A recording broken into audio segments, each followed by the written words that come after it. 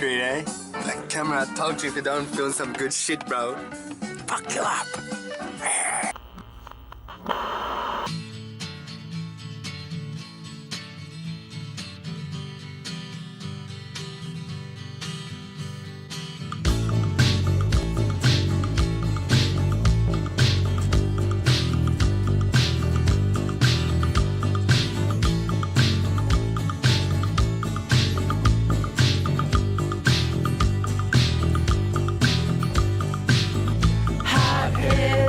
Middle of September, hotheads breaking down the levee.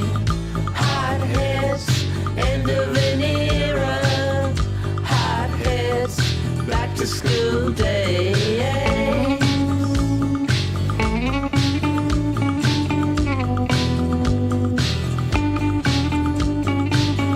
Wild way to get your head beat. Main Street is waiting still. Suck hole or suck in eyes. Main Street is waiting still.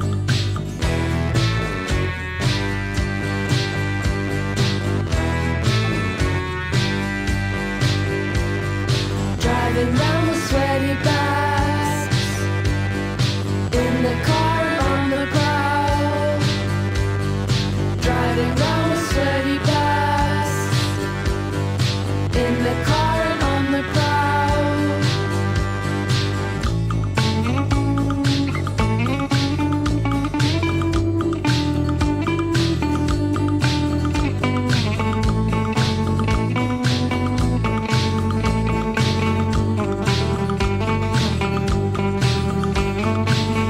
Hotheads writing the news. Hotheads reading out eulogies. Our house is filled with nothing. Our house is filled with fear. Driving down the sweaty bikes, in the car and on the prowl.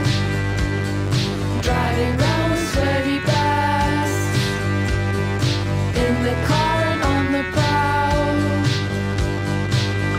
Hotheads, middle of September. Hotheads, back to school days. Hotheads, middle of September.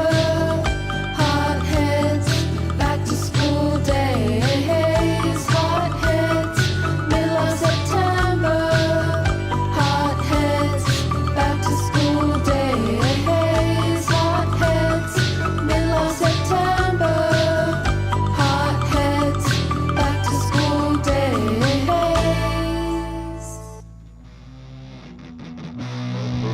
Had the fucking craziest waves. I wish I was in Bali.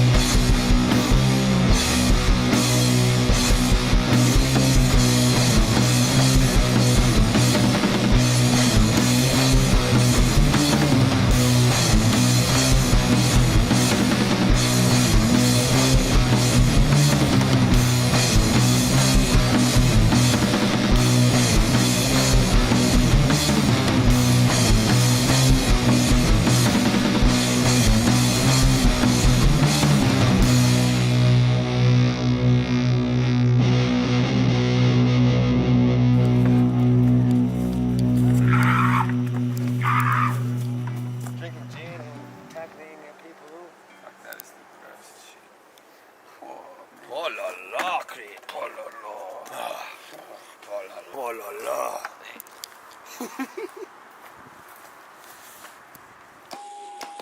Edgy guys at the bars, you know, they put their back on like this. They walk up to the nose, they walk back. It's all very easy, but you have to look cool while you're doing it. So you do not zip up, you don't put your arms in. You just walk up like this. The wind blowing like this, and you get the shot. Hey there, sis, what's that tune you've been humming round these empty rooms? Sing it loud, just for me. You know I need just one more melody. And if there's land above those clouds, I've made sure no chance to find it.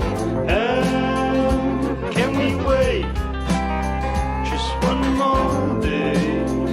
Keep that light shining my way, 'cause it feels like I'm crucified and the dogs they bite, and nothing's left, nothing's right. It feels like I'm alone tonight, I'm not home tonight. Yeah, and nothing's left, nothing's right.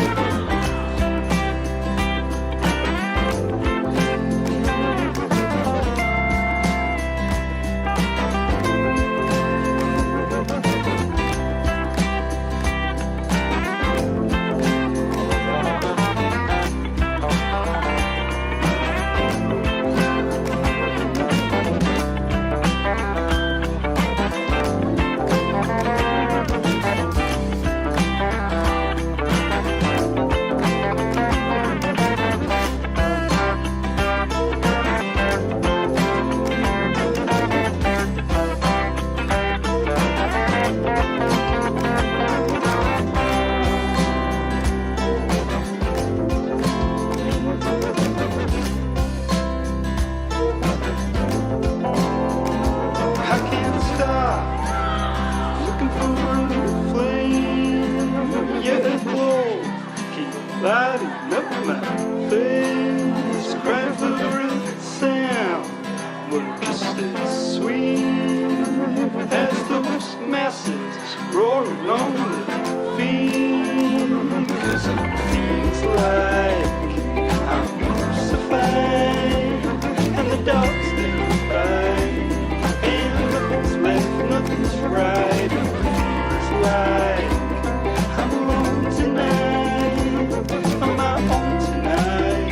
Yeah, and nothing's left, nothing's right. It feels like I'm crucified and the dogs they bite, and nothing's left, nothing's right. It feels like I'm alone tonight, I'm not home tonight. Yeah, and nothing's left, nothing's right.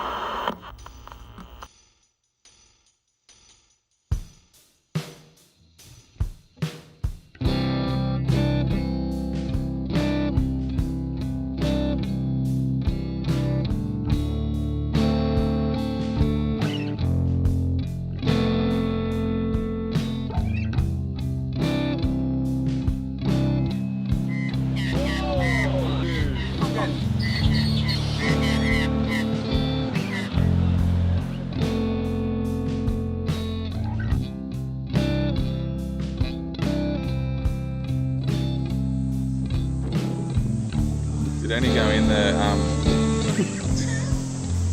No, Yeah. you actually just want the coolant to go around the end.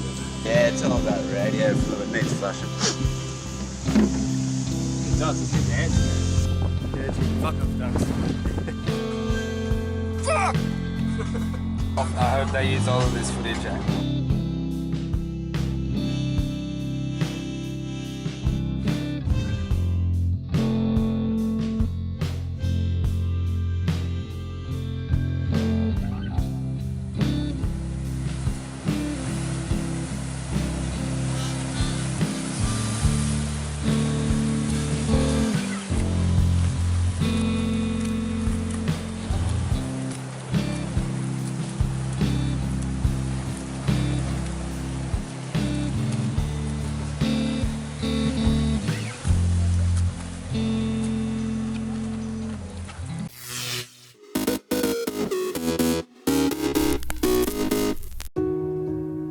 We need to open doors for each other because umuntu ngumuntu ngabantu.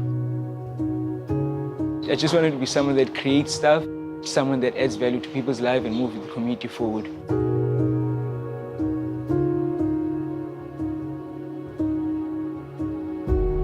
I was born and raised in Langa, Cape Town. Langa is a fantastic place. It's one of the first townships in Cape Town, I think South Africa as well. It came to me that, it would be cool to have a delivery service for people in the community whereby someone would just call you and you would go to that particular house and, they'll give you a list of groceries and money to just go do the groceries for them. At the moment, we have 20 bicycles, meaning we have also 20 boys. It started in February 2020, and since then the business has grown, especially during the lockdown.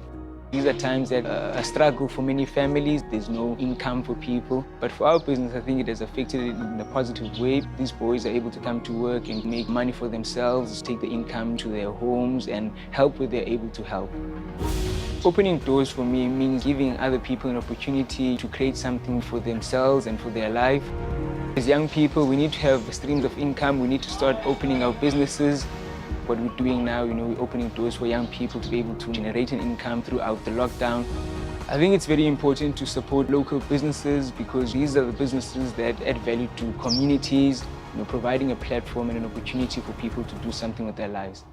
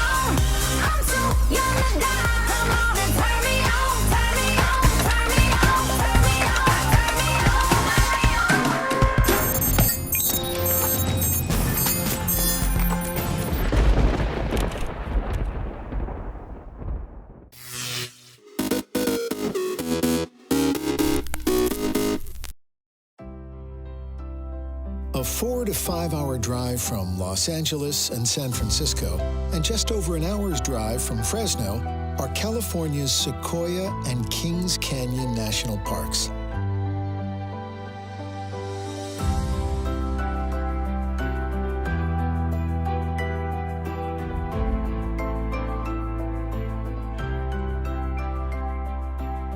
Established in 1890, Sequoia National Park is named after one of the largest tree species on the planet and is home to one of the USA's highest peaks.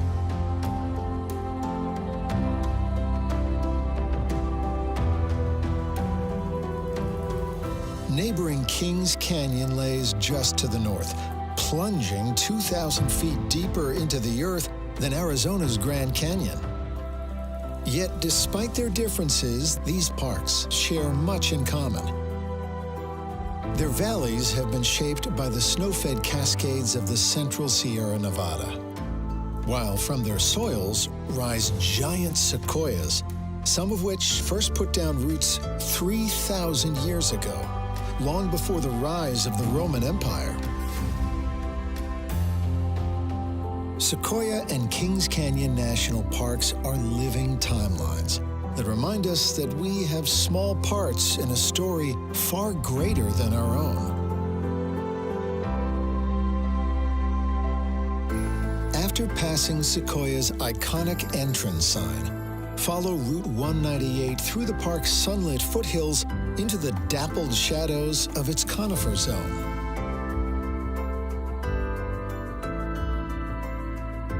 Pull over at Tunnel Rock, where generations of motorists left their mark before the road was rerouted in 1997.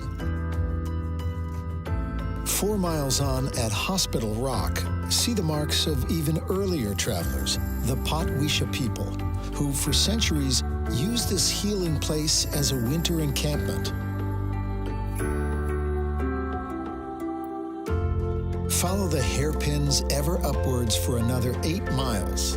Then turn left and follow the gentle melody of Yucca Creek into the depths of Crystal Cave.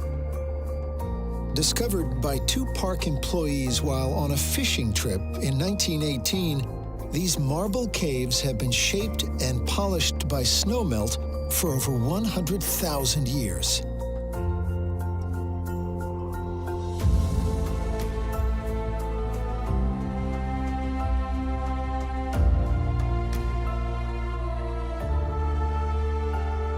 After exploring the park's subterranean worlds, turn your gaze skyward at the 4 Guardsmen, a grove of 1,000-year-old sequoias. But these are mere adolescents compared to what lays just beyond in the giant forest.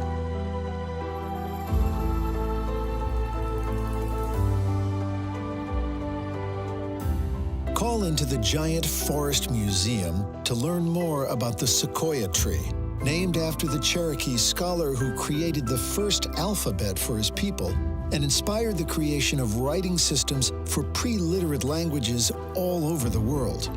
Which is somewhat ironic, for as you walk beneath the 8,000 sequoias of the giant forest, chances are you'll be lost for words.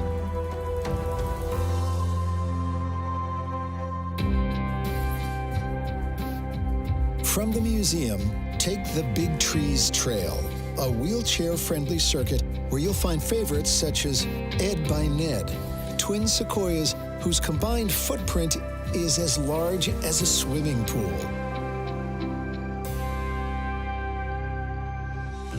Two miles on from the museum, pay your respects to one of the park's elder statesmen, General Sherman, which rockets 16 stories into the sky and contains as much wood as an average 20-acre pine forest.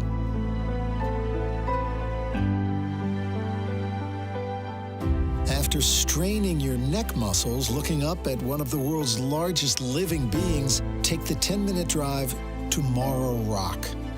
Climb the 400 steps up the bald granite dome which juts from the mountainside. To the west, look down on Route 198, which zigzags up from the valley floor. To the east, gaze out to the peaks of the Great Western Divide, piercing the clouds at over 13,000 feet. While to the north, feel the call of even more adventure from Kings Canyon. Just an hour's drive from Morrow Rock is Grant Grove Village, the sole gateway to Kings Canyon National Park. After learning more about the park's human and natural history at the Visitor Center, explore the General Grant Tree Trail. Peer into the fallen monarch, used by the U.S. Cavalry a century ago to stable horses, and Gamlin Cabin, the oldest remaining structure in the park. Then stand before the General Grant, the world's second largest tree.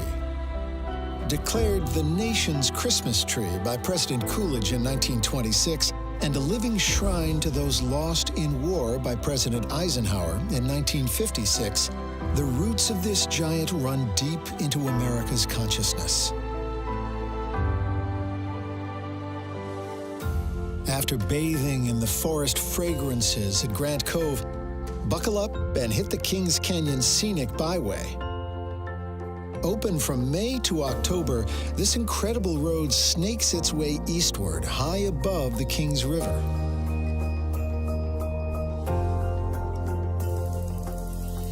As the road descends and your grip on the steering wheel relaxes, take a breather by the cool mists of Grizzly Falls and Roaring River Falls.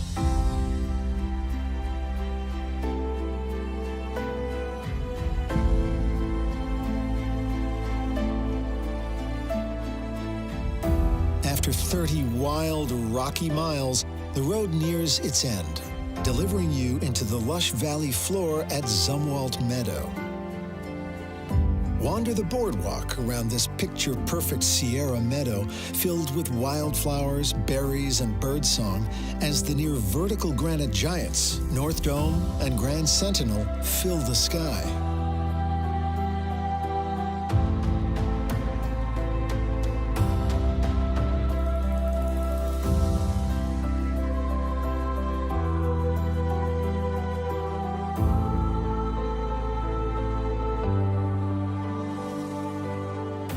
Whether it's the vastness of Zumwalt Meadow or the giant sequoias which reach toward the heavens, no photograph, no video, no words can fully capture the sheer scale and spirit of Sequoia and Kings Canyon National Parks. This is a place that defies the limits of lens and language. A place where, as John Muir wrote, the snow melts into music, and between every two trees is a door leading to a new life. The only way to experience this place is to step through that door yourself.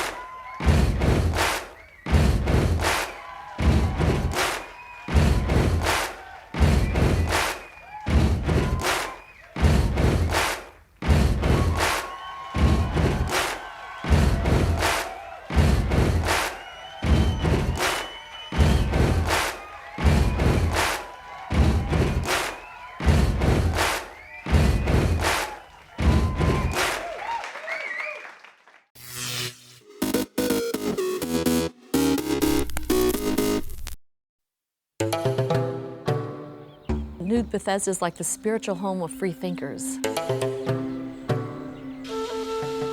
It's a sort of vast landscape that's almost biblical in magnitude. The harshness of it makes you a much more thoughtful and spiritual person. It's almost an oasis for people who are innovative in their thinking. Because to survive on such a land means you have to be stronger. You have to look for answers in non-traditional ways. This seems to be a place that is a magnet for people who want to express themselves and makes it a visually interesting place to be as a photographer. To my friends in America, if they wanted to find an area that was quirky, warm, creative, and in the middle of a fantastic land, I would say come to New Bethesda, because that's where they would find it all together in one small, wonderful place.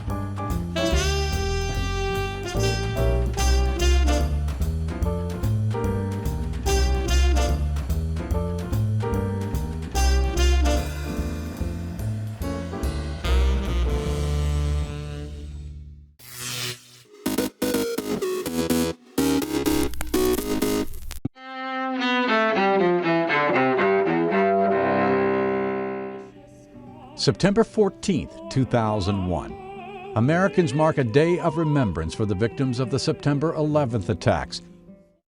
In New York, President George W. Bush tours the ruins of the World Trade Center. He tells rescue workers at Ground Zero just days after the attacks that toppled the Twin Towers.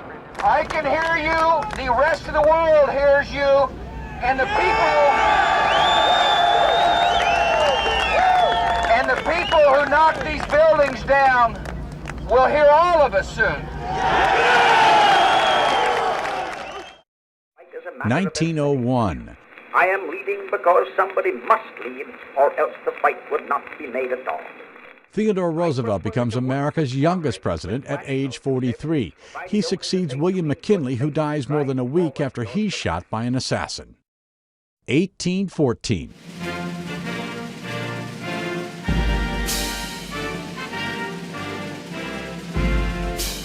Francis Scott Key is inspired to write the poem whose words ultimately become the national anthem of the United States.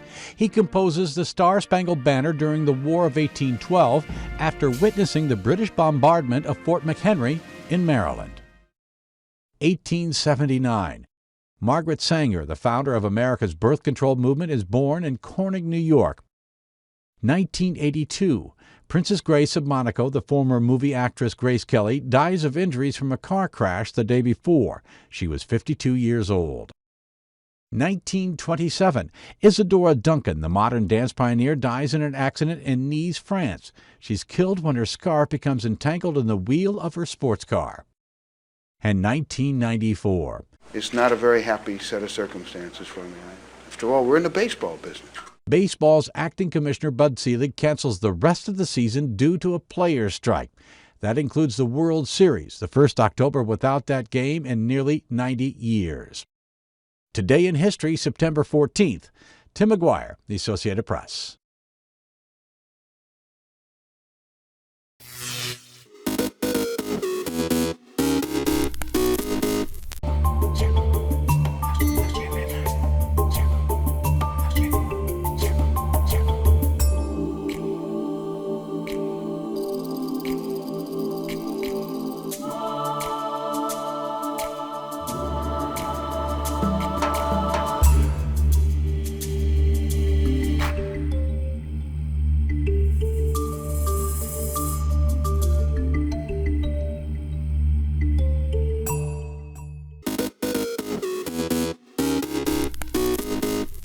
Welcome back in our studio, and in today's news,